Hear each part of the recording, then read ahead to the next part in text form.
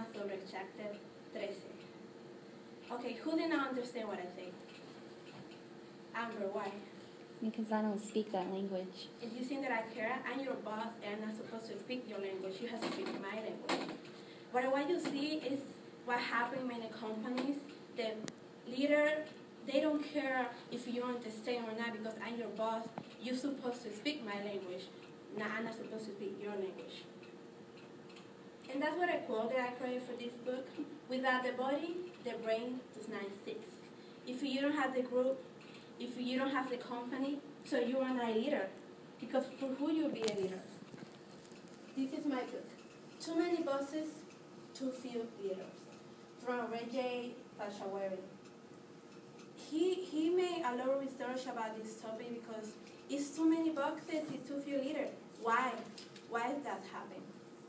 Today I will talk about identify source of energy, align the energy toward shared purpose, stimulate the group energy to create success.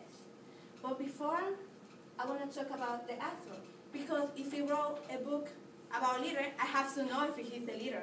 And he is. He was the CEO for Coca-Cola, American Express, and now he's the CEO for Leadership in Government Center in Malaysia. So he really knows what he's talking about.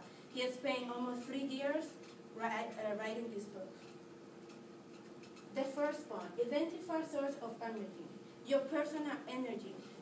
You have to know what is moving you to be a leader. Why you want to be a leader? Where your energy comes from? It's not if you're tired or not, it's inside of you. Why that thing that moves you every day, that you want to go to your work, even if you're tired, but come on, I like my job. I know what I'm doing. I like to be a leader. And that's why I'm working. My purpose. After you're a leader, why you become a leader? Why your purpose to be a leader? Do you want to create, you want to be a wife, you want to be a mother, you want to be a boss, a manager? What your purpose in life and your work? And values. So purpose is what you want to create, and value is how you create that. What values is in you that you are using for becoming a leader. Because you got to be honest with you. That's the value you have, and that's the way you're taking for going to your purpose or what you want to create. After you have your purpose, then you got to go to your value, how you want to go through your point. And what I like about this book is the author, at each point, he brought you a leader that is using that specific point. And this is her.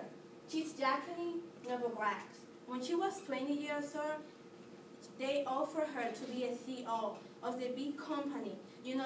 She can travel and she can do everything. They will have really good money. But on the other hand, they offered her be the president of the American Association. It wasn't the same good money, but that's what she wants to do because her purpose was to help people. And how the value, so she went into the American Association because that's what she wants to do. Her purpose was in the life help people. And through the American Association, that's what she wants to do. My second point, I like the energy and share your purpose. Degree or engagement. Sometimes you go to your job and you have your boss. He always late. He doesn't care about, he's just, whatever, you got to do that. He's not engaged about his work. He just go late. He asking you have to be on time, but he's late. So what I'm doing, you have to do that, but I'm not doing because I'm not engaged to my work. Vision and strategy. This is like, I will make you a sample. It was this he used in the book. It's to work contractor. And somebody asked him, what are you doing? And he said, I'm putting blocks here. And on the other hand, they asked you another one, what are you doing? I'm building a house. You see, his vision was, I'm building a house. And the other hand, I'm making blocks. Where are you? Your vision, you start something and you have to see, even it's not here, but you have to see where are you going? What is the end of the project? So you can start from the beginning, you know how it's going to be ending. Maybe it's not like that, but you have the vision in your head, and that's what you're going through. And then freedom and authority. yesterday he said about we don't like when you have a box that is, in your head, like he's checking you all the time. We like to be freedom. But on the other hand, we have to have authority. You cannot just, okay, do what you have to do and that's it, and just go away. I have to give you freedom as a leader, but at the same time, I have to be there. I have to be present and see if you're doing well, what you're doing wrong, and give you my observation. And I have this guy, Mahatma Gandhi. He has these three engagements. He has the engagement, or he wants to be equal, doesn't matter his dark color, and he has a vision and a strategy, and he wants to be freedom and authority. And the author used him for showing this. And my third point is putting them in your shoes, purpose, motivational speech, and money. But you see, this is a trick. This doesn't work. Never put your employee in your shoes, because what motivates me, it doesn't motivate you. Everybody has differently. Not because I'm your boss, when you say, oh, I got to put you in my shoes, that doesn't work, because every person is individually. You as a leader got to find and know your group. The second one is purpose, motivation speeches. This one is the charismatic leader they use a lot. Because I speak well and I'm a good speaker, that doesn't mean I'm motivating you. Because the word doesn't motivate you, it's how you can find your energy inside of you. And the third one is money. Many people is working, for money, but they don't like the job. So sometimes they give you a lot of money, but that helps you to make your job and stay in the job, but your emotional creativity doesn't work. Because many people, they have a lot of money, they quit because they don't like the job. So the money doesn't work when you have to do what you like, what you love. This is what I taught today. Identify your energy. You got to know who you are and how you come through. I like the energy, share your purpose with your team, and stimulate the group energy to prize success. And I just want to finish with this. A leader has to lead. You got to have education. You got to have attitude. You have to be dedicated to your job. You have to make equality. And you have to respect. Thank you.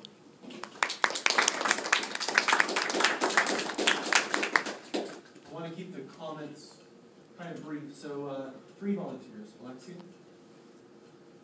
Lutz, who else? Anyone else? Don't leave it to me to ask questions. There we go. Thank you. Where do you think the author aligned most strongly with the beliefs or what's written in the textbook about communication theory? I think he really focused on finding your energy, because after you find your own energy, what is moving you, after that you can go to the different steps. Because if you don't have your energy inside of you, how you can continue doing the other steps?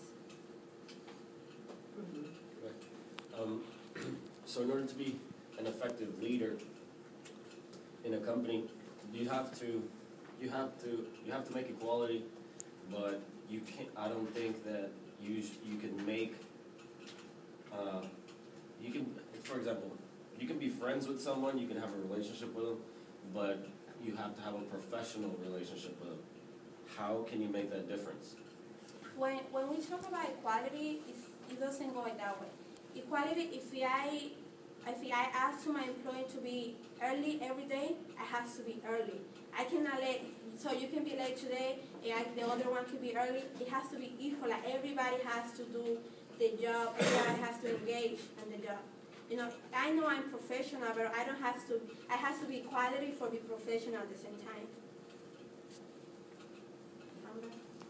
What was do you think that you learned from this book that was your favorite thing that you didn't know before? Oh, I didn't know that, Gambi, Jacqueline, those people, you see big company and you think behind that, it's like a big, extra human person. It's not. They're like me, like anybody else, and they start, making as a leader, we don't board leader. So I in each example he gave you somebody that let you know, you see these people is following this, and you see how successful they are, so you can be like that if you follow these steps. And I like that. Anabel, can you define energy? When this author is talking about cultivating our personal energy, what is it he's getting at? What is it he means?